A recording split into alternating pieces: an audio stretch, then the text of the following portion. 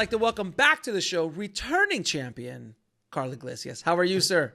I'm doing great, thanks. Pleasure to be here. So you have a distinct honor of being one of my very first guests ever on the Indie Film Hustle podcast. You were episode number 8.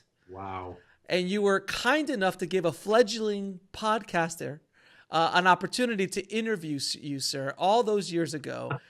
And that interview is done. I mean, I think that's interviews downloaded tens of thousands of times over the course of the last 4 years.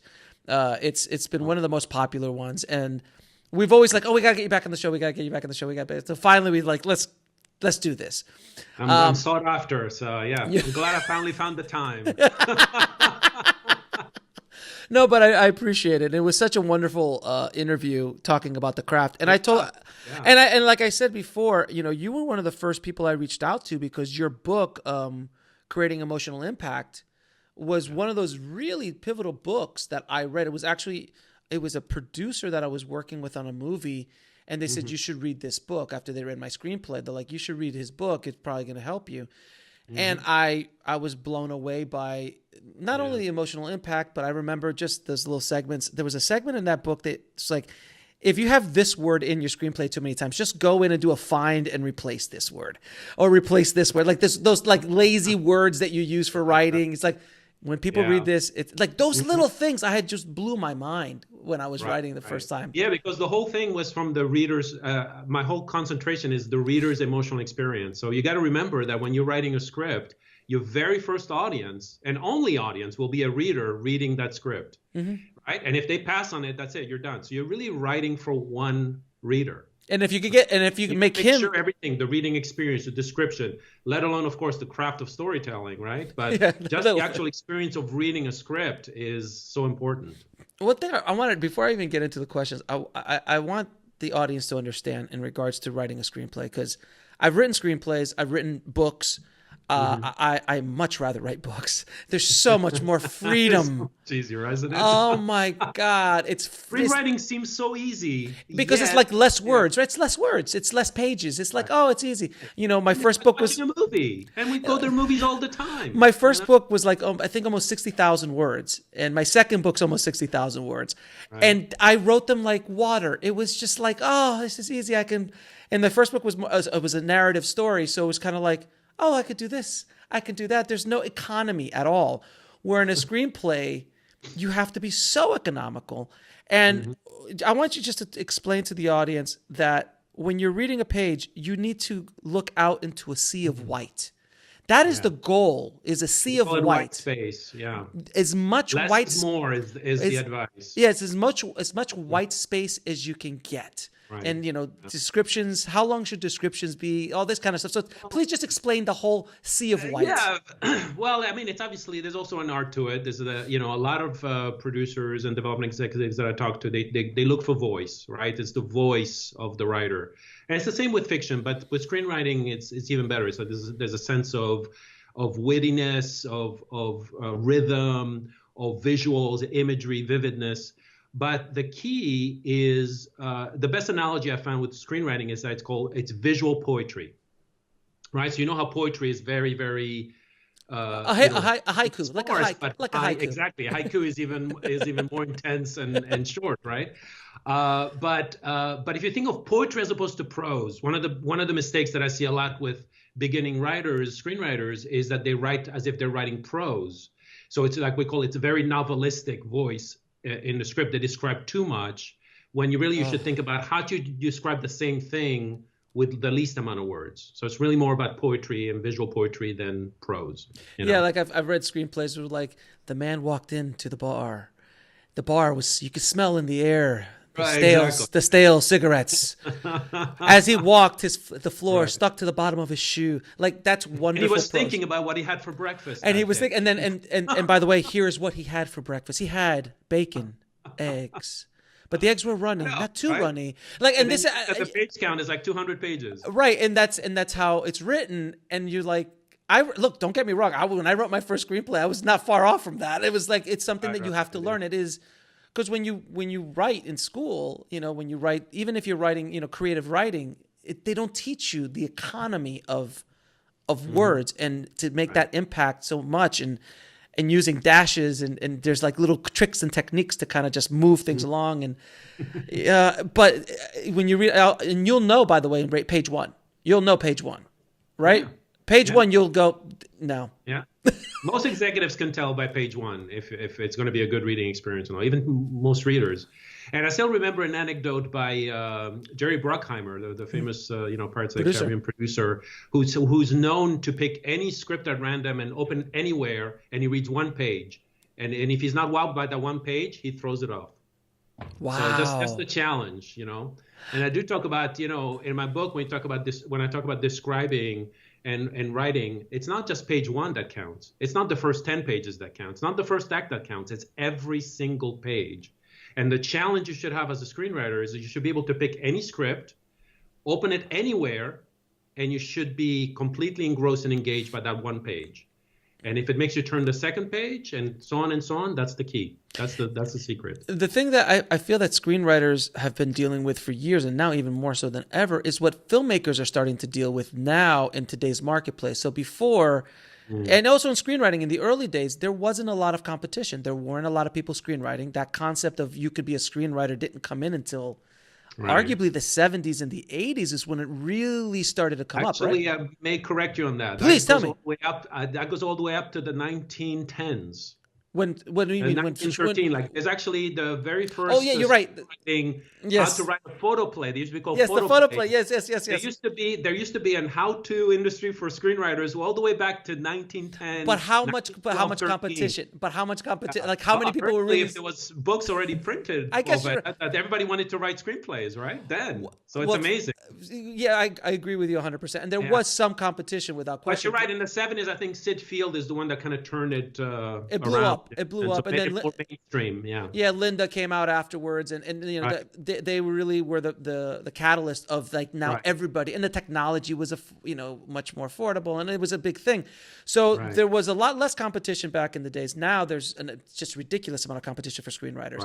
Filmmakers before too had less competition in the marketplace. You could, if you just made a movie in the 80s, it was sold. Good, bad. Toxic Avenger was sold internationally.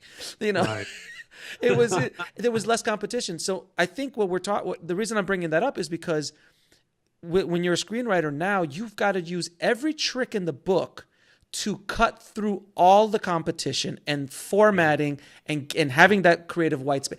I'm assuming you are a genius storyteller. This is beyond the storytelling. That's an assumption. Well, I'll correct you on that one as well. Actually. Sure, go for it. Tell me, please. As much as there's an importance in the formatting and the description, right? And sure. Like a professional, the number one thing above and beyond anything is the craft of storytelling. Well, obviously, If you don't know the craft of storytelling, which I find a lot of people don't, they think they do, but they don't. They could have the most perfectly formatted script and the best written description-wise. But you're still not going to have a good experience after reading that script, right? Right. So it's like there's that joke about, that William Goldman, when he was writing screenplays, he could write, or Joe Esterhaz, he could write a script in a napkin and it would sell for $3 million, right? Because it's not about the napkin, it's about the craft of storytelling.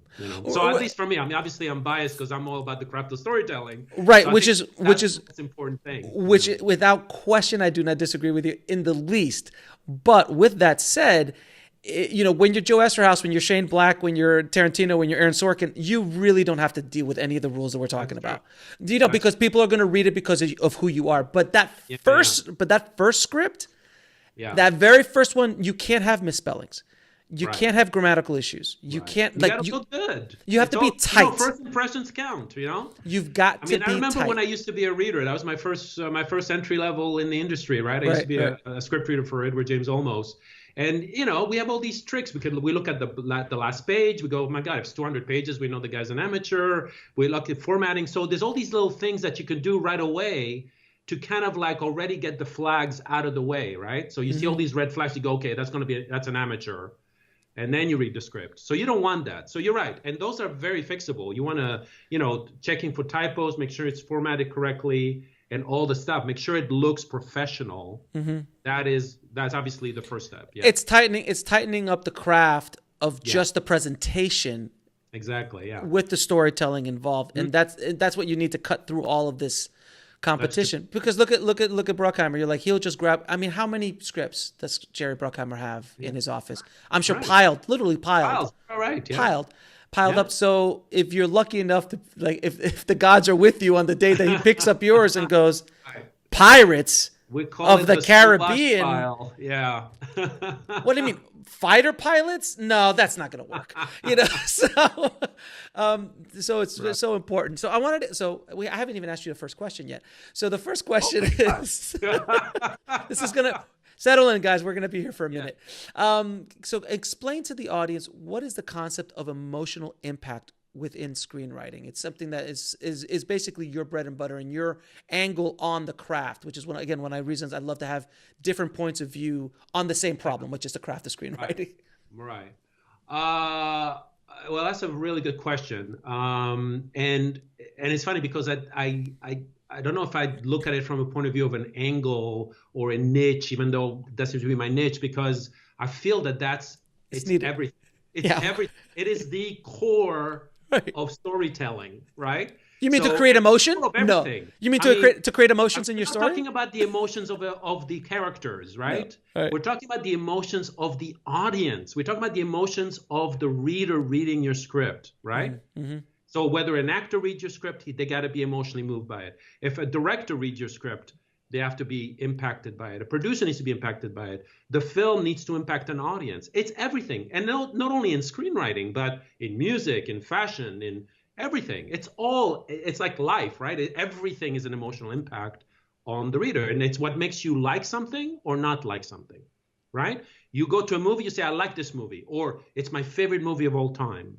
The reason it is because it emotionally impacted you more than the movie you forgot about that you saw on Netflix or whatever, right? So for some reason, I feel like I'm kind of surprised that, everybody kind of talks about it, but not really, right? They tend to focus more on structure and plot and characters and all that stuff. So this actually brings up an interesting point about when beginners learn the craft and they write a script, they usually go in this order. There's three things, right? They start with plot. They try to figure out how to develop their plot. Then they think of their characters, right? They put the characters in their plot. And maybe they're thinking about theme, which is what the whole story is about, right? What are they trying to say with their story? And so plot, character, theme is like the process that most writers, as they start, go through. When you're an intermediary writer, right? When you know a little more, you have a little more tools and craft under your belt, you start with character, right? So you think of character, then they think about the plot, because the characters, what they do and what they want, create the plot. That's smart. And maybe then they think of theme. Theme is always the last thing. It's also the least thought subject, but the most important. Mm-hmm. And people don't think about this. So theme is something that I've really kind of like dug deep the last 5 or 6 years, because it's the most important thing in terms of it's what starts it all, in a sense. It's what do you want to say with your story. Now, I remember one of my favorite writers, Rod Serling, who did Twilight Zone. He's like a of course, genius screenwriter, and he said overall theme. So his process was theme number one leads to character, which leads to plot. So the process, and that's the process of most professional writers, right, who write great stories, is theme, character, plot, in that order. Not plot, character, and maybe theme, right? So for me, when I read scripts, when I consult or teach, and you may have a good plot, you may have some good characters, but a lot of the times we have a breakdown in theme. In other words, they maybe realize that they're trying to say something with their script, but it's not what I call successfully argued through the script. There's no thematic argument through the script. And so it doesn't work. The sum doesn't work. Even though you may have great characters, great dialogue, maybe a good plot, some twist surprises. Okay, that may work, but there's something missing. And to me, theme is what takes a script from good to great. So it's like, to me, it's the most important thing. It starts with theme, which gives you characters, which gives you plot. But I'm getting a little ahead of myself there in terms of. So then can you give us an example of a movie that really started with theme, character, and plot? Do you have any ideas? Well, I don't know. Now, most great movies, I don't know how they started. Yeah, you're right. Yeah, yeah. Right No on way. mind. Yeah, yeah. Although I can probably talk about Little Miss Sunshine because there is a clip of Michael Arndt, the writer, who's at a bookstore and he answered an audience question, and he talked about how he came up with the idea for Little Miss Sunshine. And for him, it started with theme. And the way he started with theme is because he had heard a quote. He had heard Arnold Schwarzenegger talk about whatever at an interview, and Arnold Schwarzenegger said, "The thing that I despise most is losers. I don't like losers, right? So life is about winners and losers." And he thought that was such a arrogant, a despicable thing to say, right? Yeah. Human beings, that he had this idea for Little Miss Sunshine. Now, Little Miss Sunshine, so he started with theme because every single thing in Little Miss Sunshine is on point with theme. In other words, this is one of the best, and that's the reason why such a simple movie is so loved, because it was so thematically rich. It was on point. Everything fits together. The characters, what the characters want, their emotions, their arcs, the dialogue, the plot, everything is in service of that theme, right? Which is, what's the best way to live? Like, is winning a sign of success, or is it just, being a human being and loving your family and just enjoying it, right? So the grandfather in that movie who says, it's not about winning, it's about trying and enjoying what you're doing, right? Yes. And when you think about it, every scene in the movie fits that, right? Especially the last one. Yeah, exactly, right? And even simple scenes like the diner scene where they're asking ice cream. It's such a simple scene, but it's like everything about the theme of winnings and losing. And it's everything what the father says, which is all about being a winner, and everybody around them is rolling their eyes, oh, come on, and trying, so when you think about it, a story is really an argument between two sides, right? And you're trying to tell the audience which side is the best way to live. That's what theme does. It's kind of like a how-to manual for life when you think about it. Right, exactly. There was last year's Best Picture winner, Green Book. I remember watching, I had a screener for it, and my wife and I were watching, and we started it late. We started it late in the evening. We're like, we'll watch a little while of it, and then we'll go. And we wouldn't turn it off until it hit like midnight, and we were like, we got to keep watching this. Right. So that's the emotional impact for you. It moved you, it engaged you. You wanted to see the end of it, no matter how late it was. Exactly. Right. If it's scripted that, you're good. Right. And the thing that I found so amazing about that movie, which it's not a movie that I'm going to watch 1,000 times. It's just not one of those films. Like Star Wars is one of those films, or for me, Shawshank Redemption. Star Wars is great thematically. Absolutely. Yeah, exactly. And Shawshank Redemption, which is everybody in the show knows my love for that film. But there's films that I'll watch 1,000 times, but that movie, the theme of it, and it was just two guys in a car, essentially. The entire movie was two guys in a car. For the most part of it, it was just like the banter between these amazing actors. The dialogue was remarkable. Right. And you're just sitting there. If I said, what was the movie about for you? Like if you say, what was the movie about? It's about friendship. It's about friendship. There you go. It's about friendship. It's about the battle of societal norms. Oh, yeah. Friendship overcoming racism. Yeah, friendship overcoming societal. That's the that the driver takes, right? Right, societal norms, and then on both sides, because he was an elitist. I forgot his name. He won the best actor. I forgot. There's Viggo Mortensen and the other guy. The other guy was an elitist because he was a very well educated man, and Viggo was a street thug and alone and disconnected. Completely. While this guy was ignorant, a street thug, but had a heart of gold. Exactly. And he had a moral compass. Yeah. And as rough it was just, but it was so simple. It was so like a good meal, a well executed meal, right? That's not complex. Another of my kind of maxims that I always tell students and clients, which is like, always aim for a simple story with complex characters, not the other way around, right? A lot of people think of complex stories with twist and surprise and all that stuff, and then they come up with simple characters, which is not good, right? So think simple stories, complex characters. Without question, man. Now, what are some key elements that you need for a very impactful scene? Which are the scenes are the building blocks of our story in this platform. Well, that's a big topic. So scenes is something that I find that a lot of writers don't know how to do, even though they think they do, right? So they think of they think of a scene with two people talking, and what they mostly do is basically it's just exposition, right? They're talking about what the audience needs to know to advance the story. And so you have two people, basically most of their dialogue is exposition. So the first thing that I tell people about scene writing is look at it as a mini story, right? So if you think of a story, you think about 3 acts, right? You think of a beginning, middle, and end. You think of a character who wants something, right? You think of conflict, what's standing in their way, and what do they do about it, right? That's your whole script. Well, think about the same thing in a scene. In a good scene, you have a character who wants something, is having difficulty getting it, right? And you watch how they go about getting it. And sometimes they get it, sometimes they don't, and then you move on to the next scene. Right? So that's why I call dramatic scenes. So dramatic, not in the sense of, melodramatic, like, hysteric people yelling at each other. I'm talking about dramatic in the true sense of the meaning of drama, which is a character not getting what they want. That is the essence of drama. And then that's also a character wants something and not getting it. Right, and if you're able to construct scenes like that, you keep the audience engaged the entire time. Because that creates tension. They wonder if they're going to get it or not, right? And especially if you have stakes, which is another part of the equation, right? High stakes, low stakes. It's got to be important for the character to get in the scene. So if we don't care, we're not going to care, right? So you got to have high stakes in the scene, right? A strong reason for a character wanting something and a desperation for them to get it.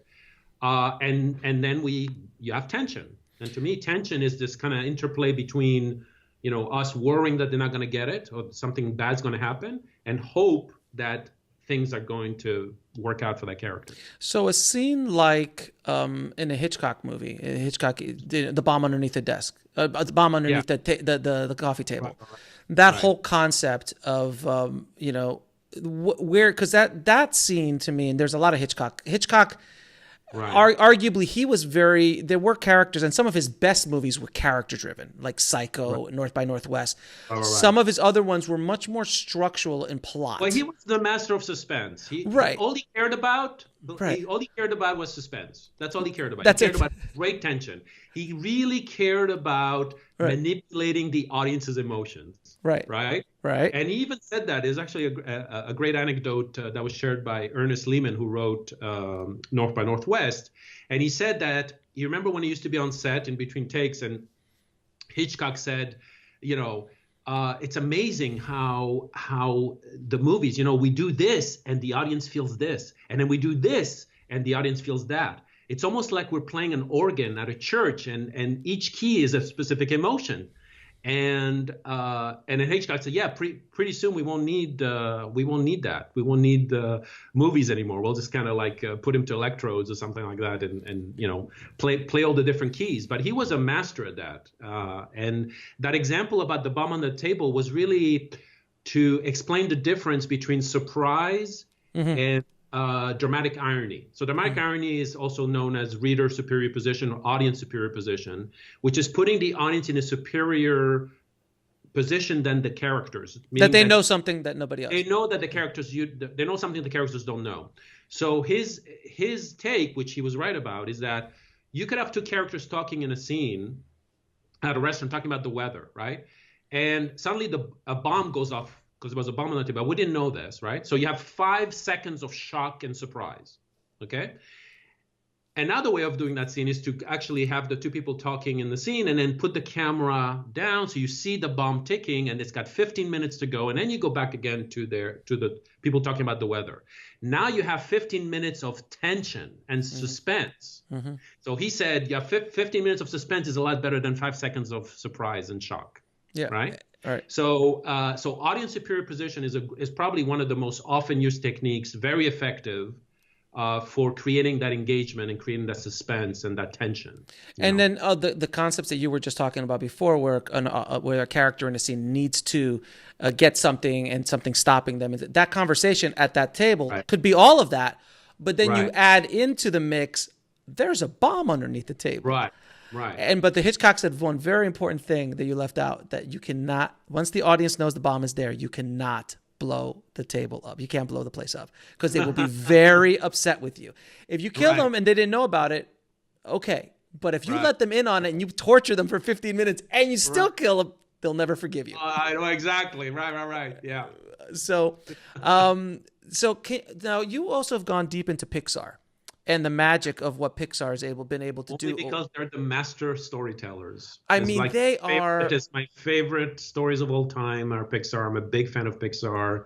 I study their techniques, and they all fit with what I'm talking about. So it's so fascinating, their process with the creative, like, kind of round table, or the mind what is it? The brain trust. Yes. Brain trust, yeah. So the brain trust, where they have, like, 7 amazing storytellers that, like, literally rip apart stories and they put it together. And Pixar, they haven't hit it out of the park every time. They have a hell of a good batting average, but they haven't. There's Cars 2. But but there's also Up, and there's so many amazing stories, and they let's say there's like an 8 out of 10, 9 out of 10 from Pixar without question. They still know how to tell a good story. They still don't know how to tell a good story. What do they do? What is it about them that makes them able to pull those emotions? Because, like, I just watched Toy Story 4. And I'm with my daughter, and I was just like, I'm like, what? This is why? Like, I don't understand. Like, I mean, Pixar. I'm a grown ass man, and I'm like crying at a cartoon. They do make you cry. That's for sure. I mean, Toy Story 3, Toy Story 2. That song in Toy Story 2. Wall-E Wall-E, don't even get me started. Emo. Oh yeah, no. No, you listen to that sad song that what's her name, the cowgirl song is singing. That was in Toy Story 2. Yeah. The sad song about the toy, and she goes abandoned. Yeah, it's a 3-minute song, and you're just like, yeah. or the first 5 minutes of Up. Right. The most amazing way to tell a story of an entire life's love. You're just like, yeah, exactly. How did they do it? So they're very good at that. But again, you gotta understand too. It's not just about that, right? I mean, they don't take you to the movie and then show you just a sad scene and you cry and you go home. That's not right. No. It's a whole complete experience. So that's the good thing about Pixar, is that because they write for everybody. They write for kids. They write for adults. Right? They got the 4 demographics, right? The 4Q, we call it, right? Young, old, men, women. But they tell what I call a complete story, right? A complete story has got characters we care about, a good story, right?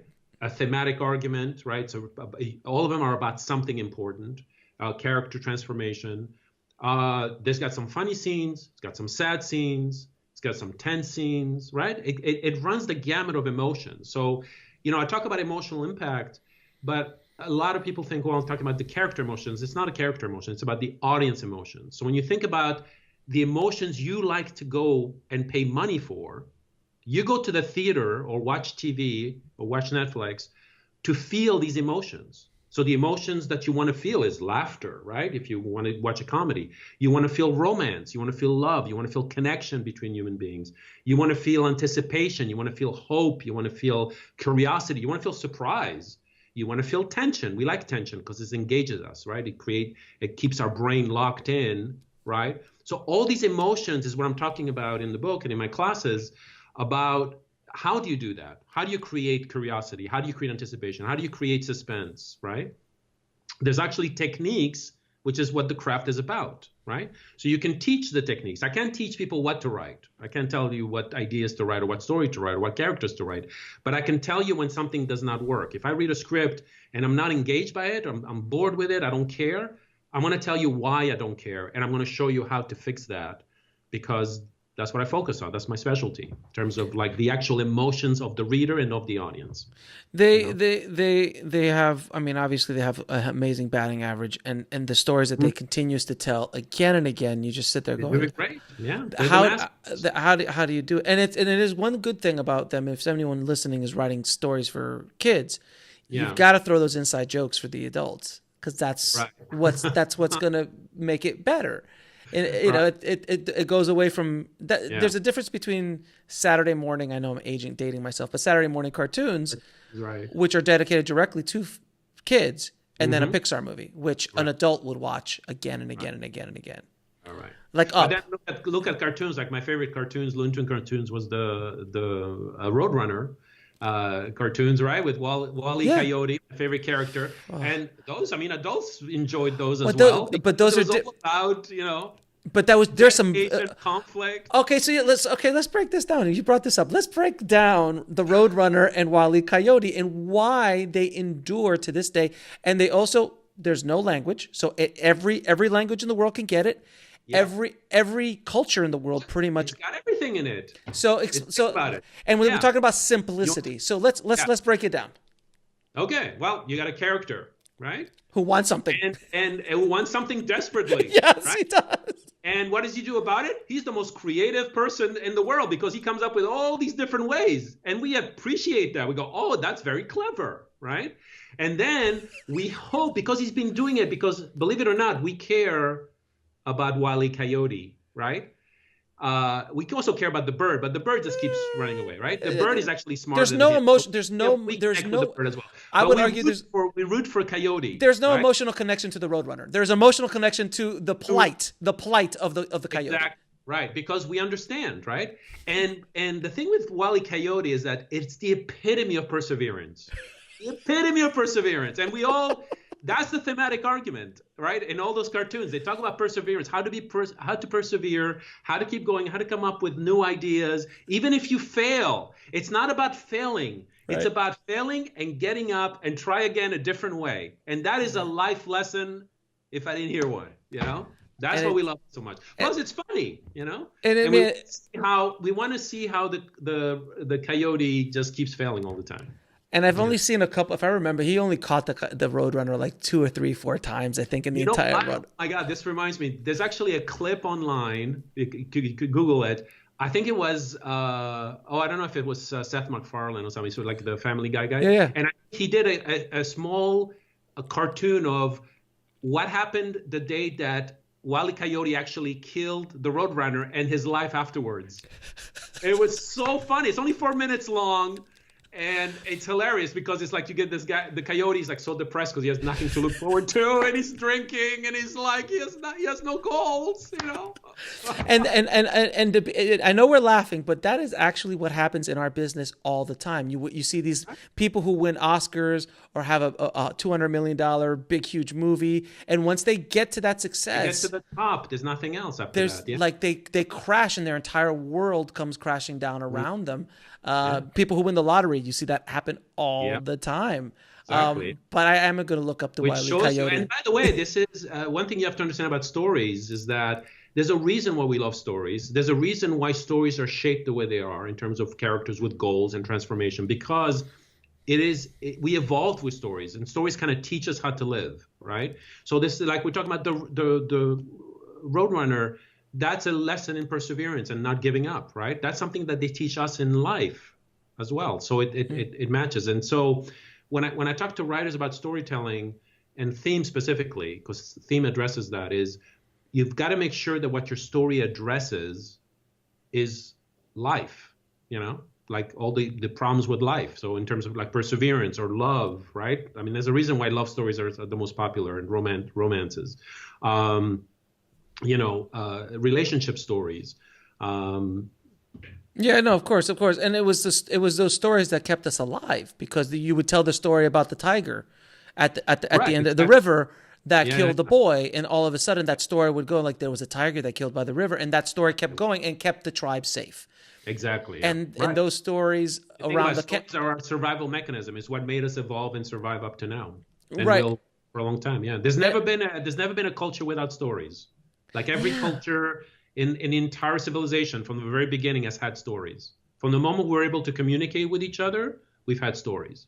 And I think it's also just another way for us to share our life experience so we can feel that we're going through it with somebody else. Exactly. It's cathartic. I bring up another very interesting point. Have you heard of mirror neurons?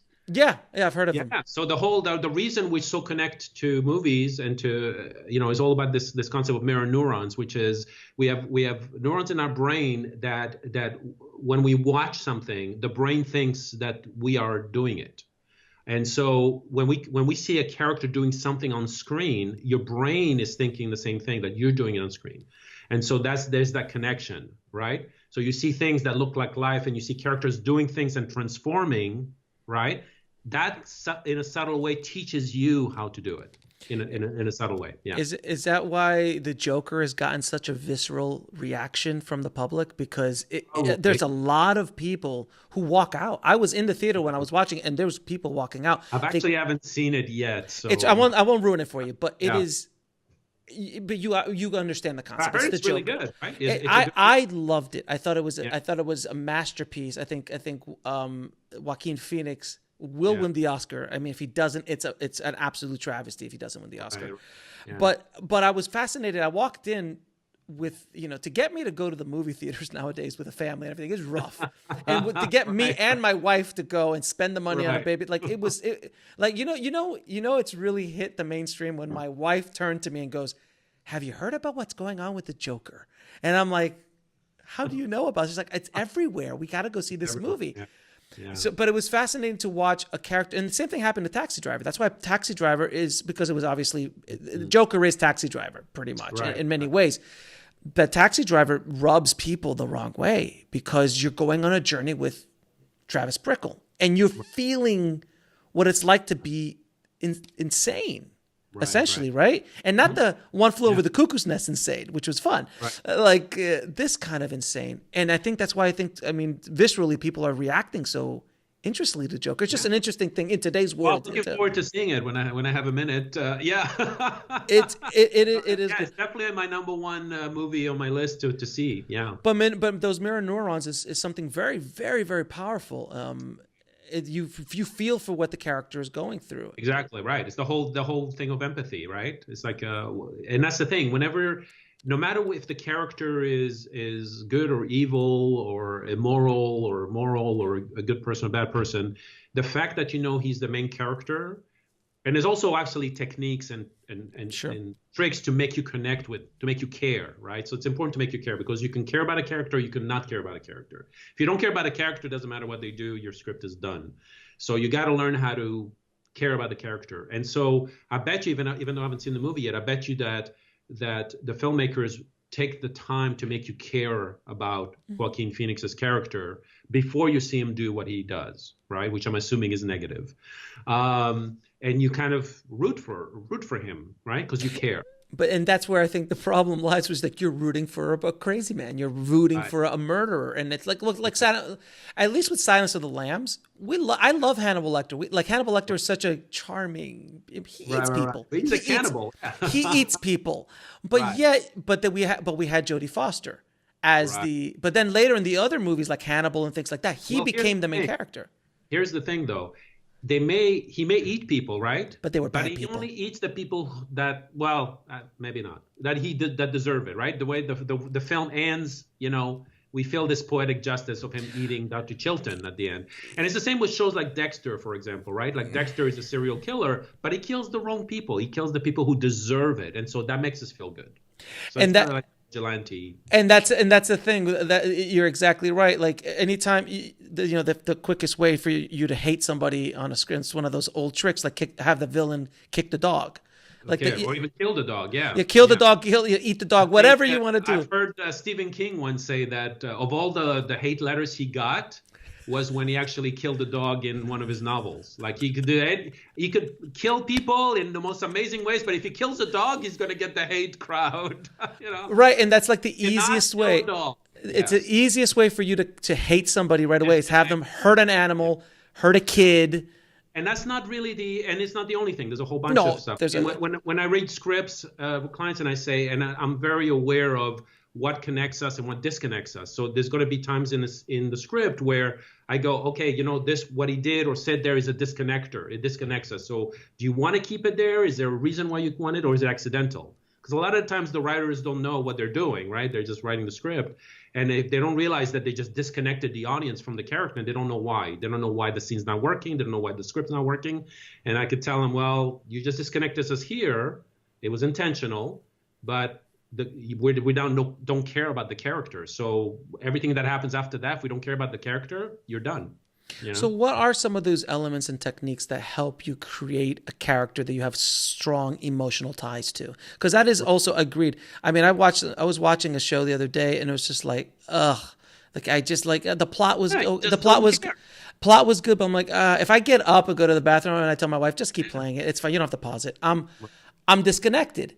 Right. But then you watch other shows or you watch other movies and you're just like... Or think about the classics, right? Think about the classic sitcoms, right? Like Friends or, you know, The Seinfeld, Office, right? Yeah, Office. Or right? Seinfeld, right? They're classics, or Cheers. I mean, because you care about the characters, right? It's like you don't care, even if the jokes are not funny or, you know, I mean, they are, but even if they weren't, you would still want to be with those characters. You just want to be in the same room with them. And that's why you keep tuning in week after week after week, you know. So what are some of those elements to create that emotional tie? So there's a whole bunch of them, right? I have a whole chapters in my book, but in terms of connecting emotionally, right? So there's these three things that I talk about, and you can see that very well with Pixar as well. So when I teach my classes on that, I show the Pixar clips and show you how it's done, and then show you the people that don't do it, right? So there's element of what I call pity, humanity, and admiration. Right. So there's if you can create pity in the character, meaning we care about something that happens to them. Right. So something happens, and it could be any character. You meet any character, you don't know anything about them. And if something happens to them that makes you feel sorry for them, like let's say they're bullied by someone, or they just got robbed, or they lost their wife, or they just lost their dog, or whatever it is, anything that makes us empathize and we feel sorry. And there's hundreds of those. Right. So empathy and pity is one of them, right? Because of the way we're built as humans, we cannot not care if you feel pity for someone. And it could be a villain as well. That's what they do with Hannibal Lecter, right? The fact that Dr. Chilton abuses Anthony Hopkins. Lecter, we feel sorry for him, even though he's a cannibal, right? Right. So pity is one of them. Humanity is very important, and that basically is show the character's humanity, in a sense, make them care about something other than themselves. So a character who's not selfish, so a character who cares about something, whether they care for a dog, they care for a pet, they care for a plant. They do this in the Leon the Professional. Yeah, you read my mind. It was exactly, right? Yeah. Because that's very well done. It was so beautiful. He's a killer, right? He's a hitman, but we care for him because when he go home, he drinks milk and he takes care for his plant. We know, oh, he's a good guy. You know? He just happens to kill bad guys. Yeah, exactly. Yeah. So that's one of them. So show humanity, show that you care about something, a cause. You have a friend you care for your parent who's sick. I mean, all this stuff, right? You tuck somebody in bed, you bring him soup. There's thousands of those. So humanity is a second one. And then the third one is the one that most people know about, is admiration, meaning that you give the character traits that we all admire in a human being. So think about, like, in your dating days, you had a list of the admirable traits you wanted in your mate, because that's what most people admire. So somebody who's beautiful or handsome, somebody who's smart, somebody who's funny, somebody who's the best at what they do, right? So the best cop, the best agent, the best soldier, the best whatever, right? Best surgeon. And there's a whole bunch of stuff. Somebody who's courageous, as opposed to Indiana Jones, brave. So yeah. The list of positive traits that are admirable in a person. So when you combine those three, and it's funny because talking about Pixar again, I showed the clip in WALL-E where when we meet in the beginning, we meet WALL-E and he's doing the garbage thing. But there's the scene where he finally goes to his house, to his little home, and it's only a 3-minute scene. But in those 3 minutes, you get about 20 plus little tips of all this stuff that I talked about, right? And those 20 things are kind of like designed to make us care about that character. And he's a robot. He's a garbage cleaner, right? But yet you feel sorry for him. You see his humanity. You see that he cares about things. They're showing us how human he is, right? And there's a lot of admirable traits in there about all the little things of how he keeps his house and he collects things and he likes romantic movies and he sings to himself. I mean, there's all these little things that just add up. Those are called the little touches, character touches. And that's what you want in all your characters. You know? Yeah, I was thinking about that movie. Like, there's no dialogue. There's barely any dialogue in that movie. Yeah, it's one of my top 5 favorite movies of all time. That with Up and Finding Nemo, The Incredibles, Toy Story, Toy Story 2, Toy Story 3, Toy Story 4. All 4 of them. It's amazing, right? All 4 of them are actually really good. Yeah. They always hit it out of the park with the Toy Stories, without question. Now, there's another thing that I think a lot of screenwriters have a problem with is the dreaded dialogue, and being able to write realistic and sharp dialogue. And so one any help you can give us to help dialogue in the world would be but also to talk on the nose dialogue, which when I wrote my first few screenplays, it was horrible. I would get that note back constantly, be like, dialogues on the nose, and I'm like, what does this on the nose mean? Like, I don't understand what I was so ignorant to the process. I didn't even know what So please explain on the nose dialogue, and then how to avoid on the nose dialogue. Right. Well, I'll tackle your first question because I had a funny remark for that when you said how do we become good dialogue writers. I was going to say, well, there's a very simple process, but it might require a little bit of surgery, which is go and take Aaron Sorkin's brain and put it inside your skull, and then you'll be a good dialogue writer. Or Tarantino. Yeah, exactly. Or Tarantino, exactly. Right. So, but all joking aside, the craft of dialogue is probably the most important thing. Other than theme and scenes and craft of it, whatever, right? So I like this analogy that Ernest Hemingway shared with writers, where he said that a great story is architecture, not interior design, right? So architecture of a story is the structure, the theme, the plot, the characters. It's the foundation of a good story, right? So it's a solid story. Dialogue is interior design, right? So it's all the little color of your walls and your posters, and I'm looking at your room, right? There's a very specific interior design going on, right? That would dialogue be. So you could have a solid house that is standing on its own, but if the room has no good interior design, it's still going to look kind of yucky, right? You're not going to have a good feeling about it, right? If your room was empty. So that's what dialogue is. So you could have a really good script, but with terrible dialogue, it's still not going to create that emotional impact you want in the reader, right? Okay. And by the way, it doesn't mean you're not going to sell your script. It just means they're going to hire a rewriter to do the script. And as a matter of fact, I don't know if you know this, but in Hollywood, dialogue writers are hired at six figures for a couple of weeks' work just to punch up the dialogue, because that's how important it is, right? So can I stop you for a second? Because I want to make this really clear for people, because this is a wonderful analogy. If you have the most beautiful home designed mansion, but the interior design is tacky and bad, the value of the entire house goes down. Yes. And it's that simple. And I think that's a great analogy for screenwriting. I've never heard that before. I think it's so important, because the house is the foundation with the theme, the structure, the characters.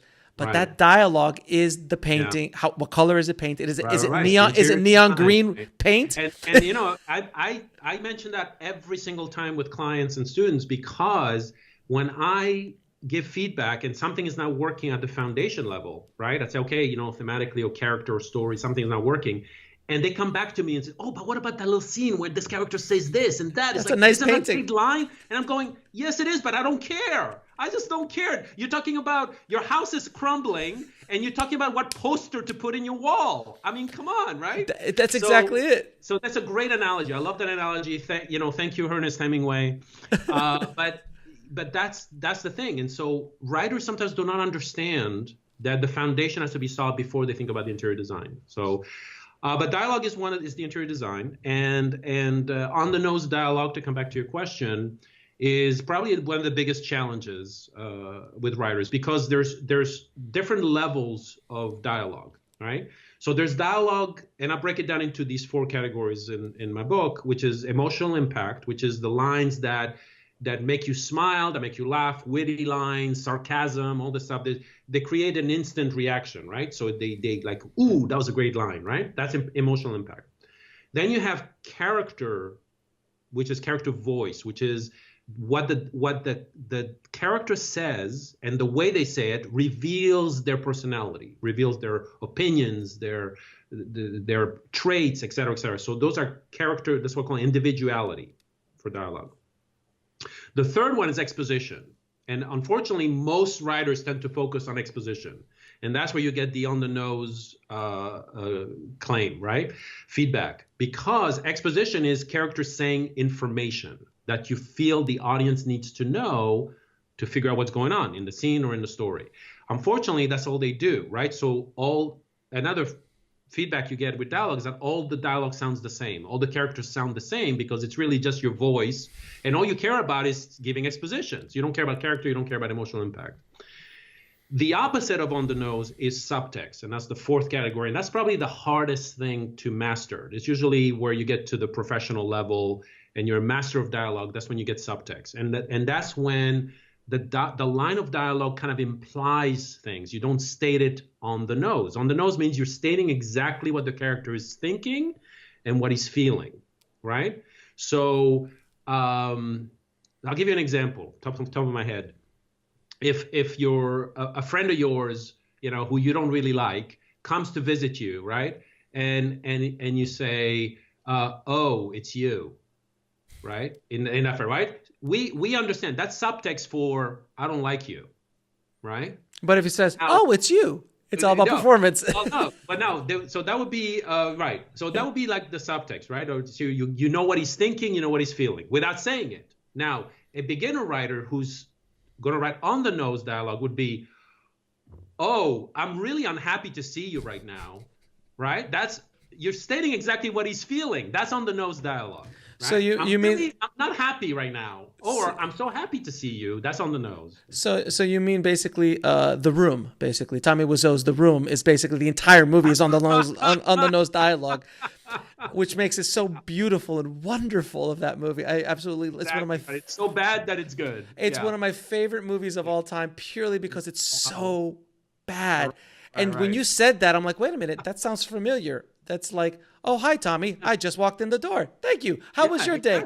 It is pure on the nose dialogue. Also, another thing, and if I may dissect The Room here for a second, when you're writing a scene, and I think writers should understand this, is that you really need to pick the most important and interesting part of the scene. Right.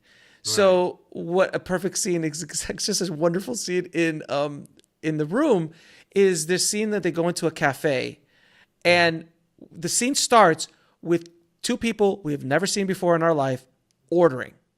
I'm going to have a coffee. I'm going to have this. Great. Mm-hmm. Two other people go right behind them in line, order. We don't know who these people are. Right. The third people are our characters, and they order. So you sat there for a minute and a half watching someone else order for no reason, and that's the most interesting part. We should have picked it up at our characters ordering. That happens a lot. Yeah, in scenes, it's like, what do you cut? Because a lot about our brain just wants to set up the scene, right? So the examples I usually give is like, if you're going to show an interview scene, right? Somebody at a job interview, you're not going to show the guy driving there, or even before, like getting ready for his interview, driving, finding parking, getting up on the elevator, checking in with the receptionist, waiting, reading a magazine until he's called to the interview. You're going to cut right at the interview, right? So that's what it's about. Yeah, it's in that scene specifically, you might even have to have them ordering the coffee. They should just be sitting down at the coffee shop with the coffee, unless the ordering really is moving the story along. And that's fat that could be trimmed out. So actually, one of the first questions you should ask yourself with scene writing is what's the point of that scene? What's the purpose of that scene, right? Do you have any tips on how to create good subtext in dialogue? I do, because I show a whole bunch of techniques as well in the book on subtext. There's a whole bunch of them. I mean, the ones that come to mind is implying things, right? Or even not even saying a line. Like, think about how if the character can actually do something that implies something, as opposed to. So it's all about implying things, right? Subtext means the meaning behind the text, right? So going back to our examples with your friend, if you say, "Oh, it's you," right? "Oh, it's you" doesn't say anything, but we know in the context, if we know the way you say it, or we know before that you hate the guy, right? We know that "oh, it's you" means I hate you and I'm not happy to see you, right? So that would be an example of subtext. So implying the line. All right. So something like physicalizing the line sometimes. So like something like if a woman or a wife knows that her husband's cheating on him, and she hasn't told him yet. And he walks in and he's like, "Hi, honey," and she's washing the dishes. Right. And she's like, "Oh, I'm doing all right." And the way she's washing the dishes says everything about what that scene's about. Or physicalizing. And then he's starting to pick up on it, and then it's like, but no one's saying, "You cheated on me." Why? But it's all done within all done within the scene. Right. That's subtext basically. Exactly. Yeah. Yeah. And there's a whole bunch of. There's many ways, but subtext is an art form, though. It is, and a craft as well. Yeah. It and the fact is. that you like list a whole bunch of techniques and give you examples of it shows you that it is a technique. So you can definitely apply that. So you script doctor a lot. You also consult a lot with screenwriters. What is the biggest thing you see? Like, what do you come in to fix the most? Like, what is the thing that you're like, the house you come in to analyze the structure of the house and the interior design, and what is the thing that you see like, man, if people should just get this right, it would be so much better. It depends. There's so many different things. It depends on the student, and I also teach at UCLA, so it's kind of like it depends on where the student's level. So, like I said, sometimes a student can or a client can write great characters and great dialogue, but the scenes are not working or the story's not working. A lot of the times it's theme. That's the reason why I feel, one of the things that I've come to realize is how important stories are for us humans and why that is, and that's really theme. So if you really know how to write to theme, right? Because everything connects to it. Like the characters and the character arc connects to theme. The dialogue will connect to theme if you have a good thematic argument, and then of course the plot. So that's the thing. And theme is a foundational issue, right? I remember Roth Serling saying it's where it starts. So you have to know theme. You have to know what you're trying to say, right? And then figuring out your character who's going to convey that, and the plot, and the ending of it. Now you had one of your theme would be the answer. Okay, so you also wrote a book called The 101 Habits of Highly Successful Screenwriters. Yes. Your very first book. Yeah. What are some top habits that screenwriters should do to be a good screenwriter? And I'm going to say the first one would probably be just write, but what's some other ones? That's basically it. That's just right. Right. There's 101 habits in there, and all the big time writers talk about what they do in all the specific habits. So there's a lot to read. Mm-hmm. But yeah, pretty much it comes down to ask to the chair, right? Like putting your butt on the chair and dedicating the time. So a good tip is to schedule the time, when you have your calendar and you schedule your dentist appointment, you don't miss that, right? So you show up for that, right? So a good technique is to actually put in writing time in your calendar with a start date, a start time, and an end time, so that you get those notifications on the Mac that says, your meeting starts in 30 minutes, And so if you actually write down your writing sessions, at least you'll show up and hopefully dedicate yourself to writing. So that's a habit right there. Well, how about for screenwriters who I've heard this 1,000 times? I only write when I'm inspired. It's when I get the inspiration. And these are the same guys who have the screenplay they've been working on for 7 years. Right. Exactly. The one screenplay, not the 20, the one screenplay. And every time you talk to them, they're like, "How's that screenplay going?" Almost there. Yeah, almost, just a little bit, almost there. Yeah. So the answer, and this actually came from who said that to me?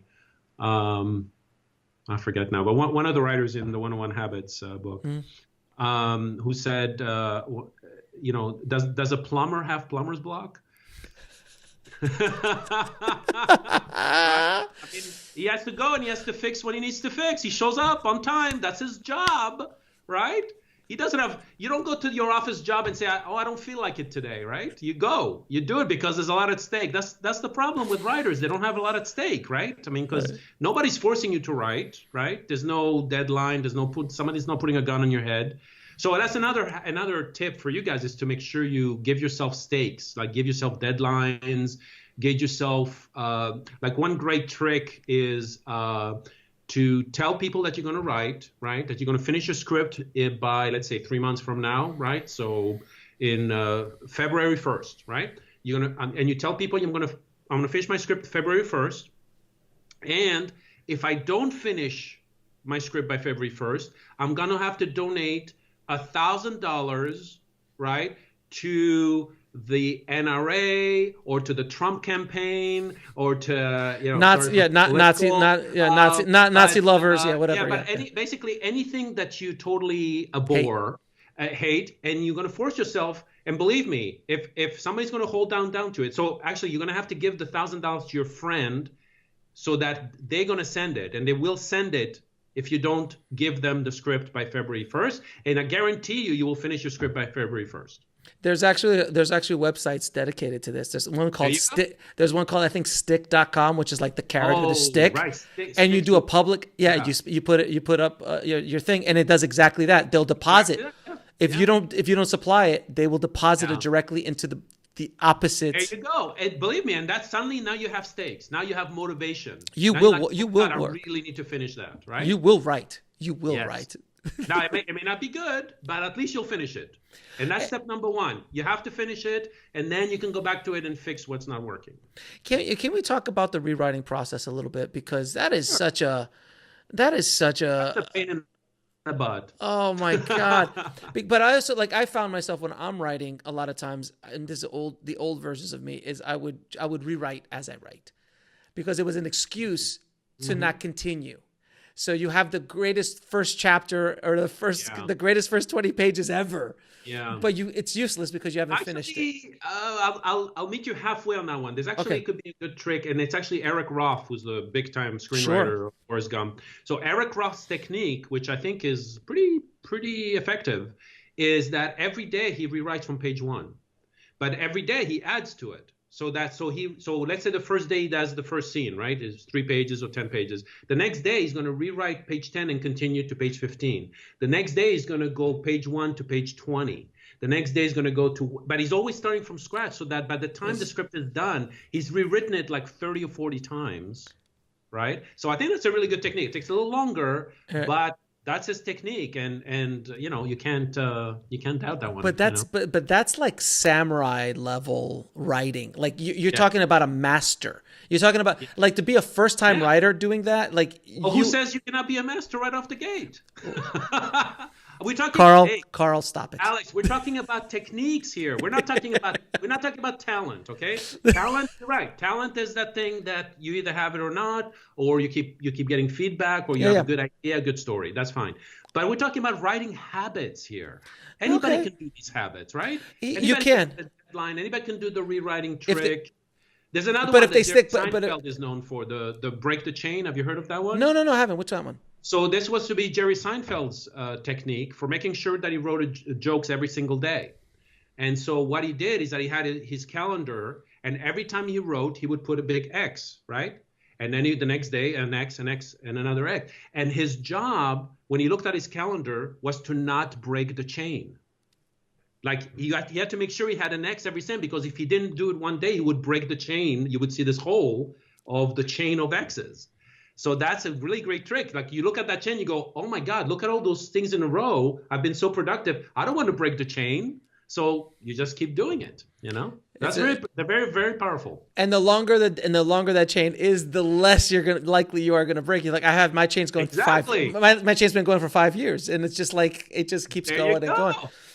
That's very powerful. The Eric Roth one I love, and I think it's a wonderful way of doing it. You could do that. That's so simple. Because we're not talking about some people rewriting the same chapter 1 or first scene, right? And never writing anything new. But that's what write something new. But that's the thing. That's the discipline. That's the discipline that I'm pointing out, is like you have to have the discipline to keep going and make sure that's why I was like, I think it's a little bit more samurai in the sense of just the discipline aspect of it. But in theory, I think it's a fantastic technique. It's a fantastic habit. Yeah, I'm an optimist. Everybody can be a samurai if they apply and practice. I agree. Maybe Maybe I'm a little too cynical. Maybe I got too much shrapnel. I got too much shrapnel in me, my friend. Burbank. That's right. I'm in the midst of this. You're away from Hollywood right now. Like I'm in it. I'm very cynical. I just seen too much. I'm breathing some fresh air. Yes. Yes, exactly. You are. Exactly. The stench of broken dreams are out here, sir, and I can't. Yes.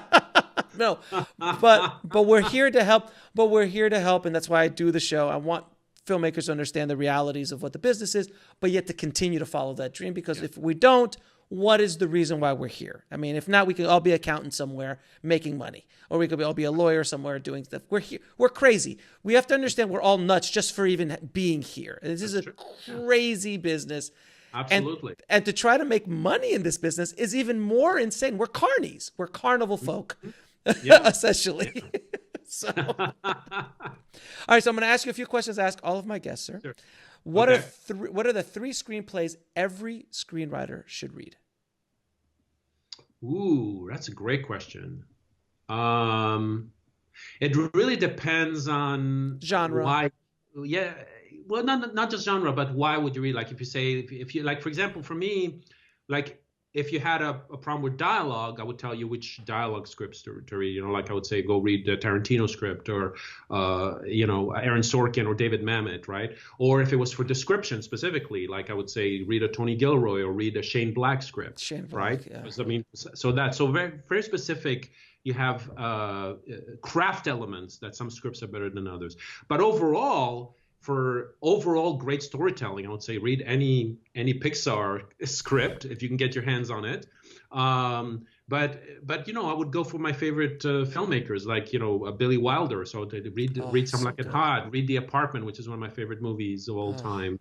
Blade Runner, Inception. I mean, it's all I can just name all my favorite movies and say go read that script.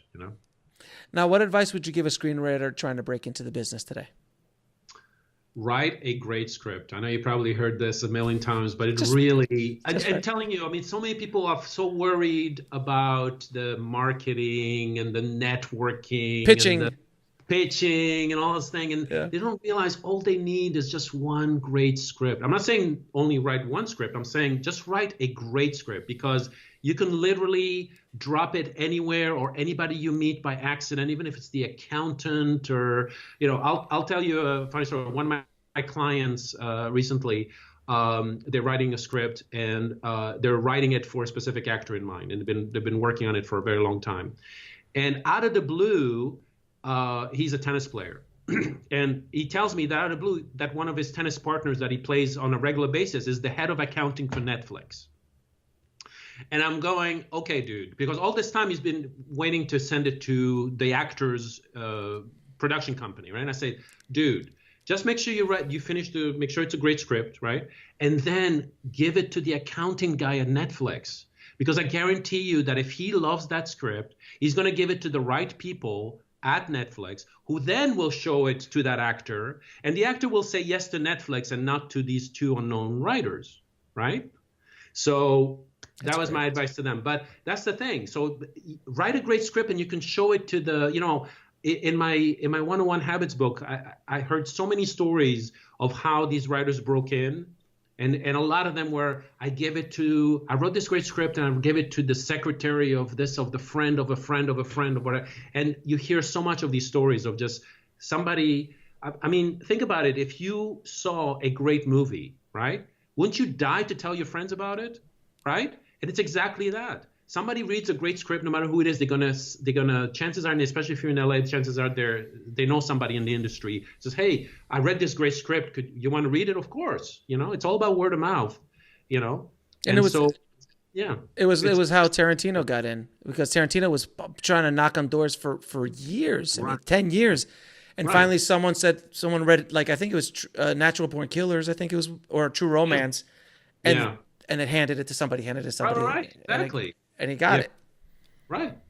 So, I mean, Michael Arndt ended up being hired by Pixar strictly on the strength of Little Miss Sunshine, who, when they read the script and hired him, was before the movie came out. So strictly on the strength of the script, he got hired. So that's why I keep saying, write a great script. Take the time to learn the craft. Take the time to write and rewrite as many times as it takes to write a great script. And when you finally have a great script, then you can go ahead and try to network and try to tell people about it, or enter it in a reputable contest like Austin or The Nickel, and just have a great product. Because right now people are just jumping the gun. They're just trying to make connections and friendships and relationships within the business, right? Which is important. But the first thing they care about is, if you tell them you're a screenwriter, the first thing I'm going to say is, okay, tell me about the script you wrote. Tell me about your best script. Because that's all they want to know. They want to read a great script. Everybody's looking for a great script in this town.